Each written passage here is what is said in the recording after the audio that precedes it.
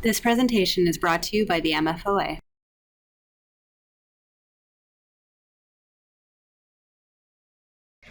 Good afternoon and welcome to MFOA's Tax Collection Policy webinar. And now I'd like to introduce your presenter. Carly Bulger is one of the 2014-2015 MFOA's Municipal Finance Internship Program participants. She is a shared intern with the Township of North Dundas and Municipality of South Dundas. After receiving her degree, Carly has enrolled into part-time professional studies with CPA while focusing full-time on her early municipal finance career. As part of the Municipal Finance Internship Program, she has put together a tax collection policy that is specific to each municipality as her project deliverable. Her knowledge of the municipal taxation process comes from online research, networking, first-hand experience, and through the direction of her mentors. Thank you very much for joining today, and Carly, please take it away. Good afternoon, everyone. Welcome to my webinar presentation, Tax Collection Policy, What Small Municipalities Should Not Be Without. So on our agenda for today, we're going to be going over some background information on tax collection, helpful tips and resources so that you can get started on your own policy, the process guide, which is where I'm going to be talking about all the steps that I took when developing the policy for North and South Dundas, and the barriers that I came across during each step. Then we're going to be going over the policy itself, and we'll do that in sections. And the standardized notices, they're provided to you beforehand, and how to go about adapting the policy for your municipality. And last, I will end the presentation with your 3 key takeaways and our question period. Next slide. So to begin, I'll start with our introduction. So why do they exist? The property tax base is the single largest source of revenue for Ontario municipalities. In 2007, over $20 billion in property taxes was levied. So these figures come from the book Serving to Your Potential, Enhancing Strategic Influence in the Treasurer's Office. So you can find that on MFOA's website, and anything that I talk about or reference is going to be on the appendix slide, and you can find that at the end of the presentation. Another quote I thought would be good is the 3 entities that are involved. So we have MPAC, the province, and of course local municipalities. And last, having a policy along with other factors will assist in the ongoing success of tax administration. Next slide. So who is going to do what? Municipalities are said to be creatures of the province. And if you've never heard that term before, it's because the province has the power to legislate on municipal matters. So as such, municipalities are mandated to collect property taxes in a timely and systematic manner. The province has designed a standardized tax bill, so it's clear as to who's responsible for what. The policy, therefore, recognizes and enforces these responsibilities, facilitates the transactions, and also the relationship between the municipality and the taxpayer. It's also noted that each and every policy should tell the reader why it exists, to whom it applies, when and under what circumstances it applies, and also its restrictions. So on this slide, I recreated this chart. It's in the MFOA book that I just mentioned in Chapter 5. So I'm not going to go through it all, but basically it outlines which entity is responsible for what task. So if you go down the task role column, you'll see that preparing tax bills, tax collection, adjustments, tax relief programs, interest and sales is the responsibility of single and lower tier municipalities. So I can assume that majority of participants today are going to be from single or from lower tier municipalities. I developed the policy for North and South Dundas. I don't think there was a policy for North Dundas, but there was for South Dundas, and we didn't figure that out until after I've already finished the policy. But but I'd like to know if your municipality has a tax policy. So our first poll question is going to be, does your municipality have a tax policy? Yes, yes, but it's outdated, or no.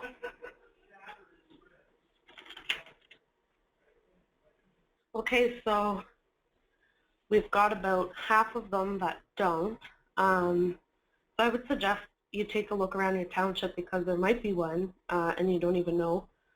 Yes, but it's outdated. That's good because then that means that you have a really good base to start with. And yes, that's great.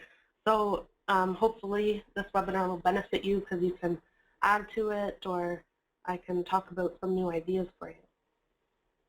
Okay, so moving on, I'll be going over why every municipality, even small ones, should have an up-to-date tax policy.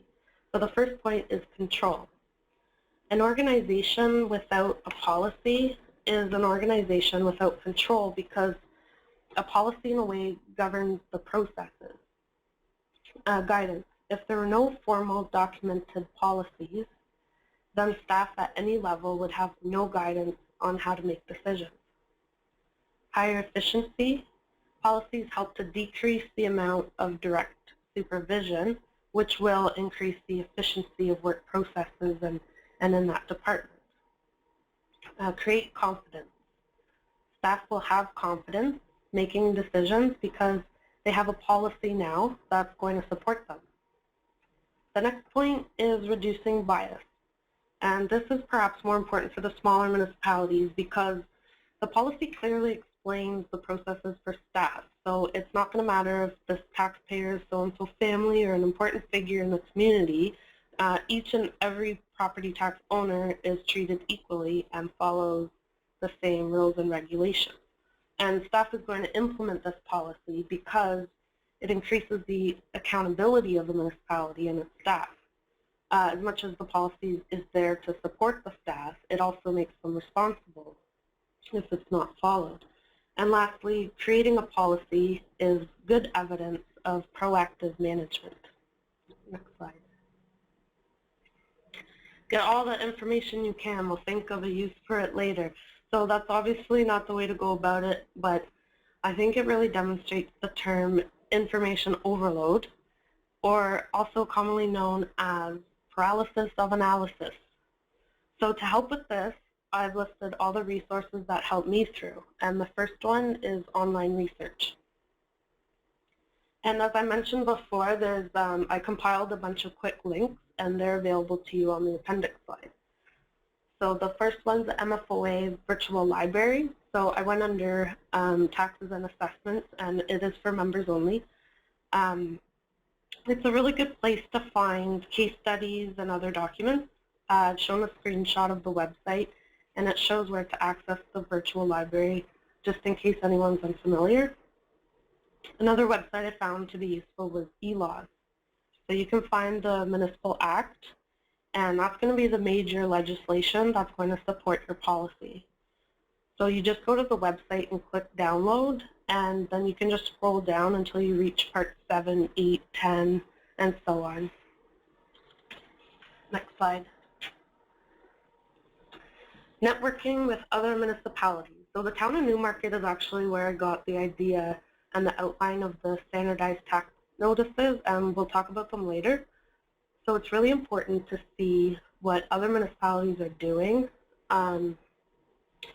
to improve taxation and to decrease tax arrears. Previously implemented policies in either your municipality or found online or anywhere else can provide you with a template. And you can also look to knowledgeable staff, stakeholders, and of course your own work experience. Next slide. So the toolkit that I've provided for everyone, it includes a process guide and the property tax policy for South Dundas and the standardized reminder notices. So first we're going to start with the processes, and then I'll tell you what steps I took to put together the policies. Then we're going to go over each section of the approved policy so that you'll get a better idea of what's included in your template, and then I'll discuss the standardized reminder notices. So your process guide is made up of 8 steps. The first step is to start thinking about your policy. So gather information, network with others, and establish communication with key personnel. So this will get you connecting with everyone, and it's also a good motivator to start thinking about what you want to include in your policy. 2, research existing policies and take relevant and accurate content that will be useful for your municipality. And you can refer to the appendix to help with your search. 3, structure and develop a table of contents to identify each section and what it will entail. So I included one, but your introduction is optional. You'll need to determine what sections to include within the policy to start, but you'll also need to confirm the section headings with key personnel just to ensure that your policy includes only valuable information and not a lot of filler. So question 4. Step 4, begin writing the policy by putting together all the information that you've previously gathered. So I put all my notes and links under the appropriate section of the policy, and it organized all the information better so you know what's going where. Involve staff who are familiar with day-to-day operations and/or any tax processes and procedures. Reference any forms that are available in soft copy so you're able to attach it to your appendix. Next slide. Design a title page and start formatting. To comply with accessibility standards, common formatting for policies are in fonts Arial, Veranda, or Tahoma in size 12 or 14. So your template that I provided is in Veranda size 14, and also any of the forms attached to it, those should also be accessible, so you'll have to format those too. 6, proofread it yourself, then give it to somebody else. Preferably someone who's not in finance, because then they'll be able to identify what is too much of a finance term, for example, or anything that's really unclear. So you want it to make sense for everyone so that there isn't any confusion. 7, rework any changes and then check for completeness. Submit the completed policy to the treasurer or the CAO and to the municipal auditors for review. And then once you have your final draft, then your last step is to present to council for approval. So now that we've gone through the 8 steps, I'd like to share with you the barriers and the issues that I experienced during implementation. So during the first step, I realized that a policy could offer so much more than what the current tax collection routine was. So I reached out to other townships for new ideas and to see if there was anything that we could improve on or anything that we could try within our municipality. So that's how I came across an existing tax policy from one of our neighbors in SD&G. And that really helped because they're a small municipality as well. And the town of Newmarket shared with me their set of reminder notices. 2, so now that I had one policy from a small municipality, I searched for other ones. I didn't have any trouble finding other tax collection policies, but a lot of them were catering to large municipalities. So it was just page after page stuff that you're not necessarily going to need. So I was trying to focus on the sections that I did want to include. And then once I got the sections together, I started on my table of contents. There was a lot of information, so I turned to my mentor and coworkers so I could just fine-tune it all and restructure all the sections so that each topic contained valuable information. Next slide. So I don't have a lot of experience in property taxation, so I wasn't familiar with the day-to-day operations or what forms are available. So I spent a lot of time with the tax collector, and we went over each section of the policy, and we went over all the forms. And it became apparent that there's no such thing as a policy that covers every eventuality. So try not to stress yourself about what might be missing, because you can always add to it later.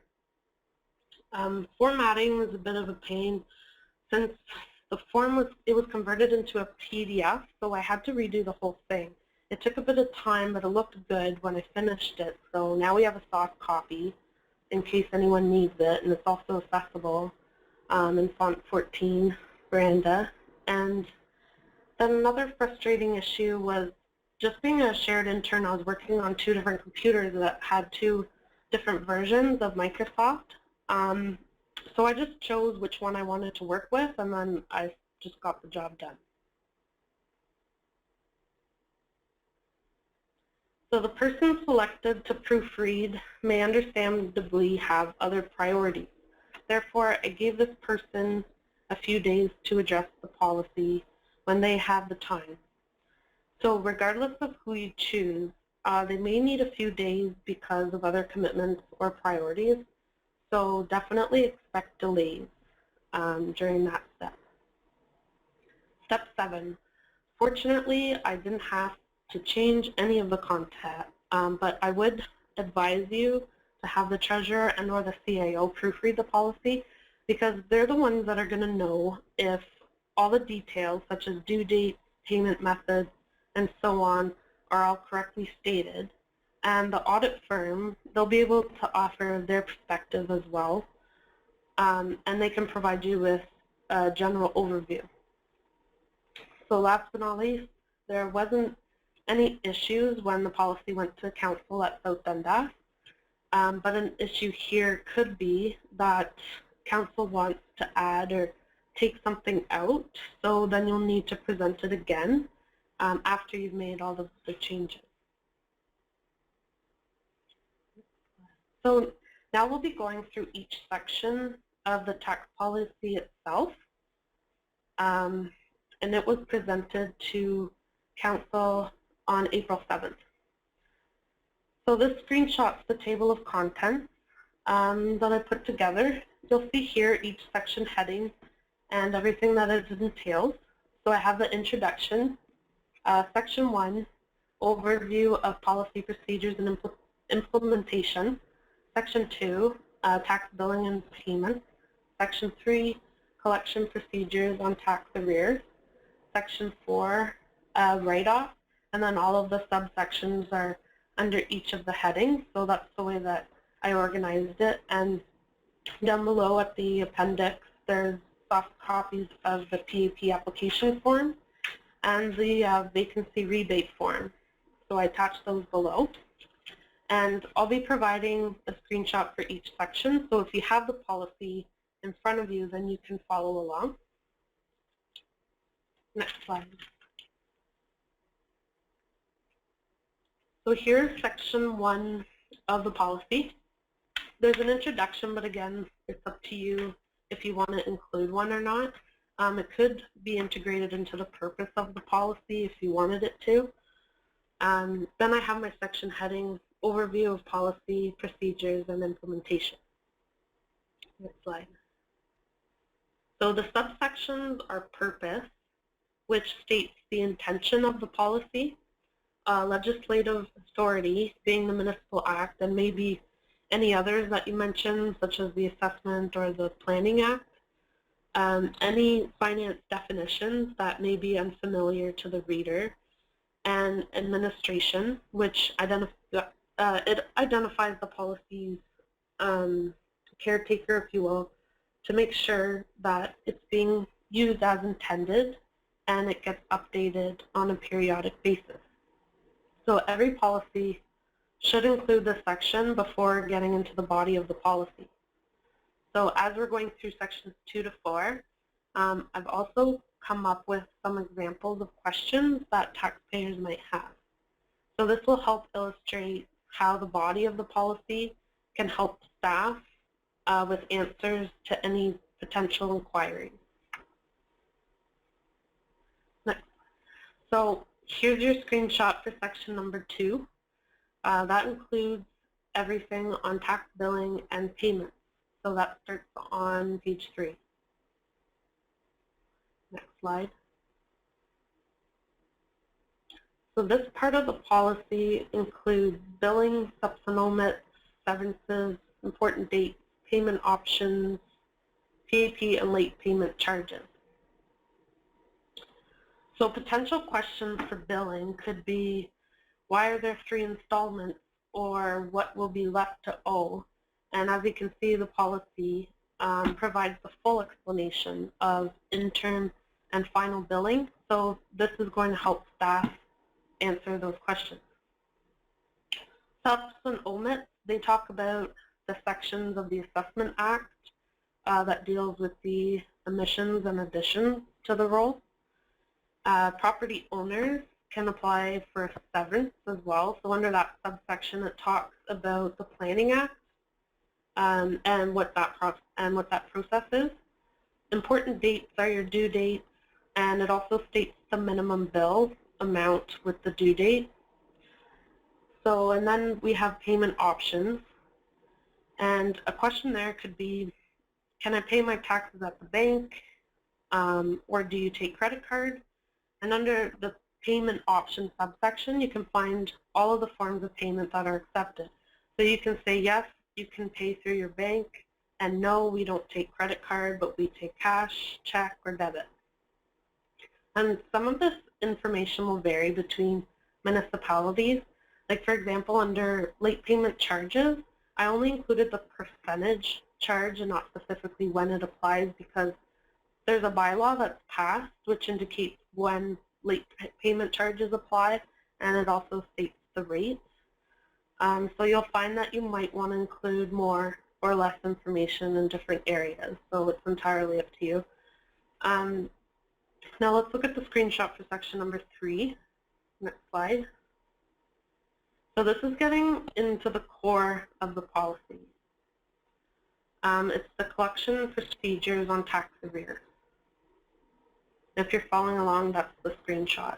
So the next slide.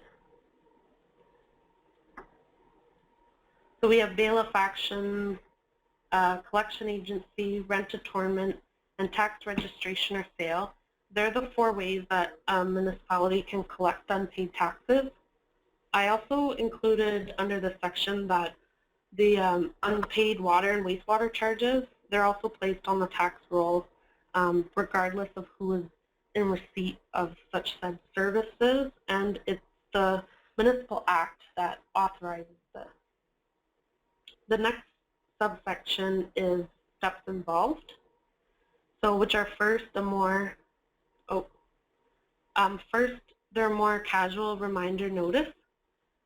Second, it's your 1, 2, and 3 year tax arrears letters, and if there's still no response, then it's going to move into collection, and the municipality may now register a tax arrears certificate against the property. It also states that when a payment is applied, then first it goes to the late payment charges owing, and then according to the length of time owing.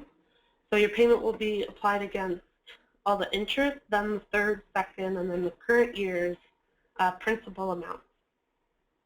The extension agreement, that subsection describes the processes of entering, authorizing, and what happens if there's a breach of agreement, and that should be standard across all municipalities. The tax sale of land is explained, and then we get to the processes of public tender. So this part should also apply to all municipalities, and it can answer questions like where the tax sales advertised. So under the public tender subsection, it says that tax sales are advertised by the Ontario Gazette and 4 of the local newspapers. So the collection methods and processes are expected to be followed by staff. So therefore, since the policy holds staff responsible, it will prevent individual case deviations. Next slide. So this is your screenshot for the last section of your template, and that's on write-offs. So it's on page 10. So for this section, I included things like vesting, minimum balance, and impact adjustments. So, and this is a good place for this section. It's near the end because it explains what a municipality can do when there's no successful purchaser from a public tender. And the minimum balance, that's authorizing the treasurer to write off the approved amount. It's more or less just to clean up the trial balance. And then the impact adjustment section, that explains the different forms available and when to use them. So there's the vacancy rebate, the request for reconsideration, section 357, 358, and 359 applications, and the direction of school board support. So a potential question here could be, how do I go about getting my property taxes adjusted? So you're able to tell that property owner now to fill in a request for reconsideration form, and that's explained under the impact adjustment subsection. So not only does the policy help with potential inquiries, it also helps with the various issues that might arise in the finance department. So I put some examples here. So we'll go through the three. One, a PAP is returned by the bank on a taxpayer's account. So the solution is to refer to section 2 of the policy, and there you will find the municipality's process for dealing with this issue. So if two PAP in 1 year returned, then the plan is terminated, but they can reapply after the 1 year. But if there's a reoccurrence and the two PAPs are returned thereafter, then enrollment in the plan is terminated indefinitely. The second one, property owner complains that they're receiving reminder notices. So the solution here is to refer to section 3 of the policy, where you can find the steps involved, and you can explain the steps when taxes are overdue. Notices, they're usually, they can also be to identify a problem. So like if there's a change of address or lost payment, because if the taxpayer sends a check, for example, then the municipality never received it, and therefore they're going to send the reminder notice. Then the property owner would receive the notice, and then they would call the municipality, and then they can work it out from there. So it's going to identify that problem. 3, if there is no successful purchaser of the property under tax sale. So for that issue, the solution referred to section 4 of the policy. And there you will find a few options such as vesting a property, re-advertising it for another tender or auction. And if council decides not to vest, then writing off the taxes is explained under that subsection as well. Next slide. So to accompany the policy, I put together a set of standardized notices for taxes that have fallen into arrears. Next slide. So first, I'm curious to see if anybody has already standardized their reminder notices. Oh, okay. So there's a lot of yes, so that's really great. And the ones that don't, well, now you have a really good template in your toolkit. So next slide. Yeah, it's not difficult to do. So I'm not surprised that a lot of people have a standardized set. It has great advantages that are listed here. It saves time, reduces errors, and allows the finance department to stay consistent. So the wording on each notice, it's relatively the exact same, but the notices that say with payment, I put in that it has an extra sentence just to thank them for their payments thus far. And then as you get closer to the 3 years in arrears, then it states what consequences of non-payment could be, and you might have a stamp or something that you wanted to include as well. Therefore, all you need to do is insert the date, roll number, name of the property owner, amount owing, and the address for each one. And you can check to see if your software is compatible, because you might be able to just import all of that data. So now that we've gone through your webinar toolkit, it's time to adapt the template. Next slide. So I finished the tax policy at South Dundas first, and then I changed certain things so that it would suit North Dundas. So when you open the template file, some of you might have noticed that your table of contents doesn't have the proper formatting. So sorry, that's probably because we might be running different versions. It's all editable though, so you can change it to whatever you'd like. Most of the policy itself stayed the same because North and South Dundas are very similar, but I did find that the most common things that needed to be changed were the tax bill due date, minimum bill amount, and any additional or other payment options, and the PAP options such as the date or the number of withdrawals. So as we near the end of the webinar, I would like for all of you to take away these 3 points. So first, the tax collection policy you will be putting together will become a living document for the municipality. So it should be reviewed and updated on a periodic basis. And it's also important to note that no policy can cover every eventuality. Second, the policy will be able to train new staff and provide continuous guidance for current staff. And third, why recreate the wheel every time you send a reminder notice? Standardize your notices so you can save time, stay consistent, and minimize mistakes.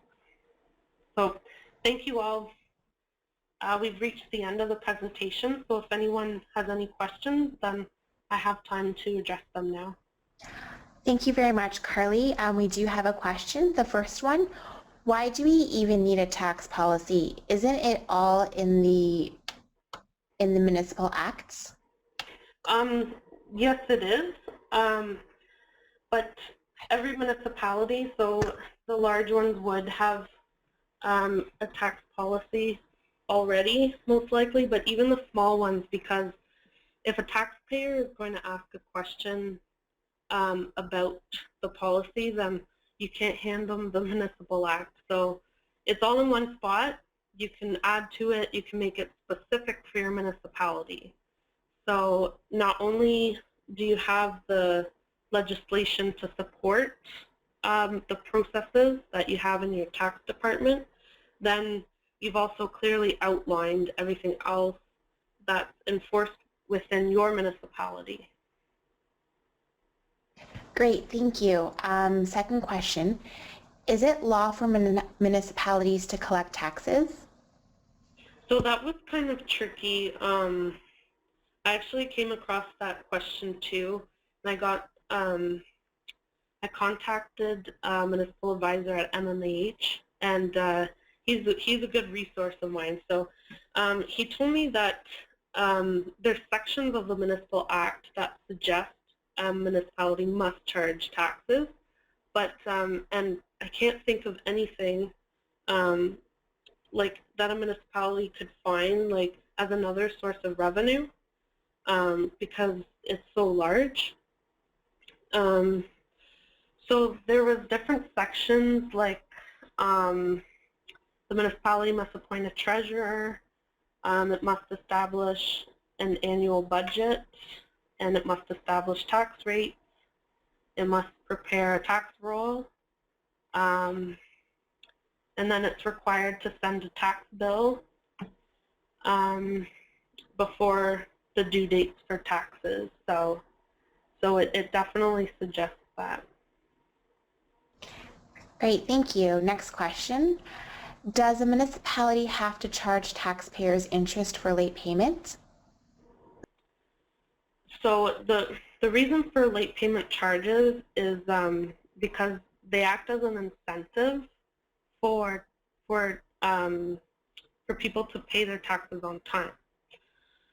So it is optional, but I'm pretty sure that every municipality does apply late payment charges and interest charges, but there is no law saying that we have to. Okay, thank you. Next question. How often should you review the policy? So that kind of depends. It's just so that the policy doesn't end up in archives, or, you know, as new staff comes in, then they know about it. It's going to be updated. Basically, if you ever come across something where you look to the policy and it's not in there, well, then you're going to add to it, and then you can pass it. I would probably say every year. So I'd say maybe like once a year. Just kind of go through it and see, you know, if you wanted to add anything to it, and then it can go to council. And it would probably be passed pretty quick just because you only have to show them the additions that you made to it.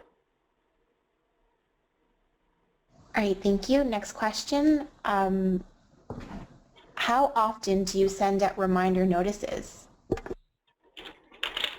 Okay, so that's the casual reminder notices should be pretty soon after the tax bill due date. So that could depend on your municipality. I know that it says under South Dundas's municipality that they have a minimum of 3, and they're going to be mailed no later than the 15th day of the month following the due date. So that's in April, July, and October. And then a final reminder should be mailed in December, so when you're going through your year end. And then once they're over a year, then you can start with your standardized, the 1, 2, and 3 years, regardless if they're making payments or not. Okay, thank you. How many years in arrears must taxes be to begin the tax sale process? 3 years or 3 full years? So it has to be, sorry, like, what do you mean by 3 full years? Like 3 years or 3 full years? Sorry, that was just the question that was given to me. Okay. Yeah, once they're 3 years past the due date, then you can register for a tax arrear certificate. And then the only way, like once you register for that, then the only way that the taxpayer can get out of it is with an extension agreement. Okay, thank you.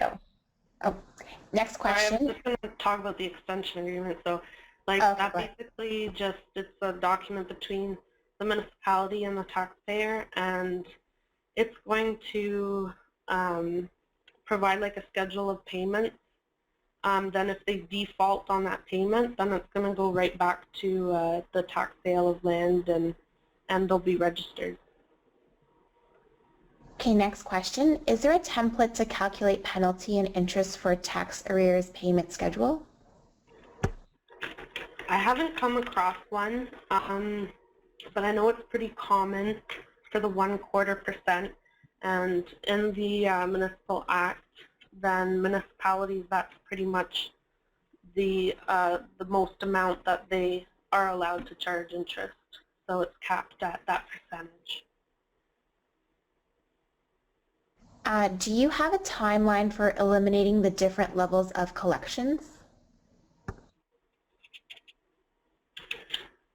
Like in the steps, like the steps involved, or? Yes.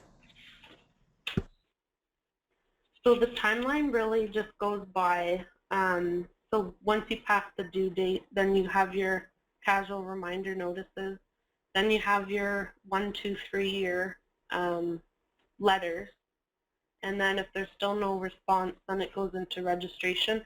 So you kind of you're going to follow that timeline.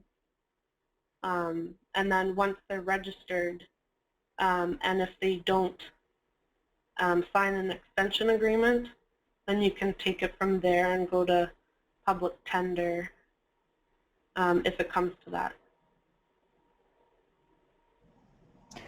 Okay, thank you. We have another question. In our municipality, we must create both a policy and a procedure as separate documents. Would you consider the policy template review today is both a policy and a procedure in one? That's a good question. I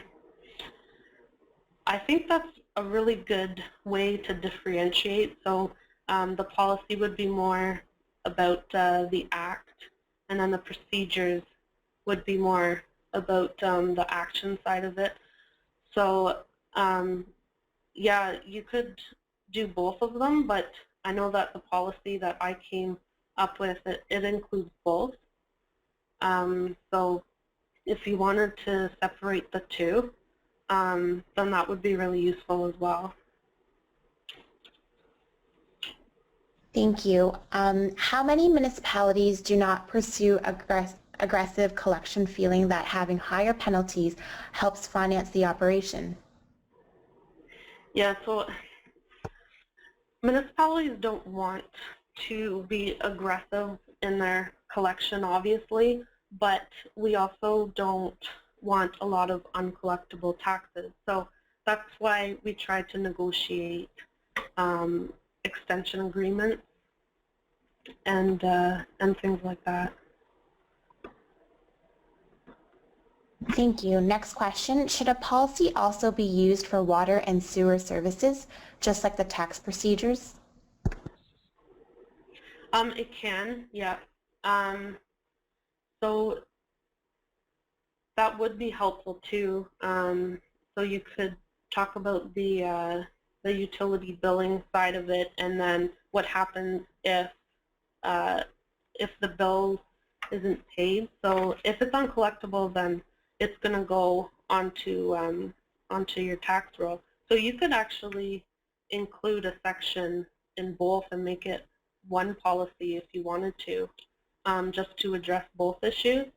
So, but I only included the point that if the water and sewer fees are unpaid, then I said that they go, because that's what affects the tax roll. But if you wanted to do another section just on the utility billing side of it and go through those processes, then you could definitely integrate that or make two separate ones, whichever you wanted. Okay, thank you. So we do have some follow-up answers to the previous questions. So first one is, if any part of the taxes are owing from 3 years prior, the tax sale process can start. It does not have to be 3 full years owing. And another follow-up answer is, if any portion of the 3 previous years are outstanding, the property is eligible to start the tax sale process. Next question that we have, is it mandatory to offer an extension agreement? I'm actually not sure about that. Like I said, I don't know if it's mandatory, but I would definitely suggest it. Like I would think that every municipality would participate in it.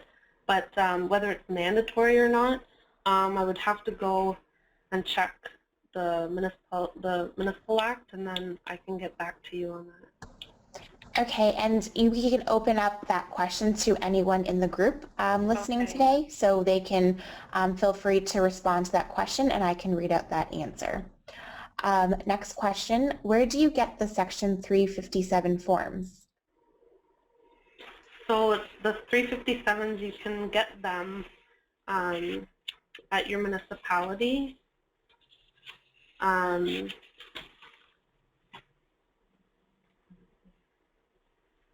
So, and you could also go to MPAC. Great, thank you. Next question, at what point does the tax account go to collection? At what point? So when the taxes become uncollectible and you don't have like any response from them, then once they're 3 years in arrears, then they can they can go to the collection stage of it. Okay, thank you. So we do have some responses, answers to follow up that question.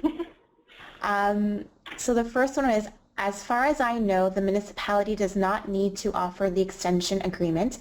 It is up to the property owner to ask for it. And another response is, I don't believe it is mandatory, but I can't refer to a specific section of the Act to support that. And then someone else has said, I believe an extension agreement is at the discretion of council if it approved or not. Therefore, it is not mandatory to accept it. Someone else also says, extension agreements are not mandatory. However, when the payment plan proposed is reasonable, it is a good tool to use. These agreements are passed at council in open session. And someone also said, Section 378(1) says that the municipality may authorize an extension agreement. Another response says, I believe it is up to the property owner to request an extension agreement. And someone else has also followed up by saying that Section 378 says council may authorize extension agreement. So thank you so much to all those who messaged in your responses.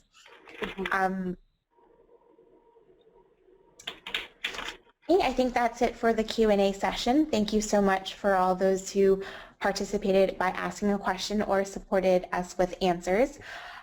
So new for 2015 is the participant homework.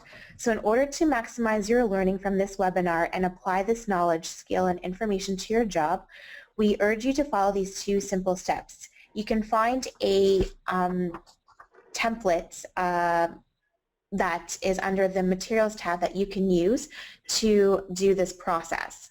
First step is to reflect upon the 3 key takeaways provided by Carly today, and if they are not relevant or realistic to you, then write down 3 key takeaways that are relevant and realistic for your or your municipality's objectives.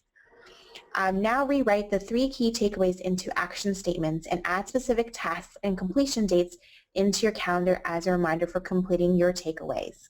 So we really urge you to follow up with this participant homework. So before we leave, we also have a couple more comments and answers that were given. So I would read them out loud right now. We have a bylaw authorizing the treasurer and mayor to enter into an agreement with the party if under 1 year and owing $25,000. So someone else says, our township allows for optional payment arrangements prior to tax registration. So thank you so much for those who messaged the answer in. So lastly, a reminder to download the webinar materials and to take a few moments to complete the evaluation that we will be sending to you after this broadcast. Thank you so much for your continual feedback. We really appreciate your participation. For additional resources on a broad range of topics, please visit MFOA's virtual library. The library is your one-stop shop for policies, RFPs, guides, legislations, and regulations from across the province. Thank you so much, Carly, and thank you all today. Bye for now.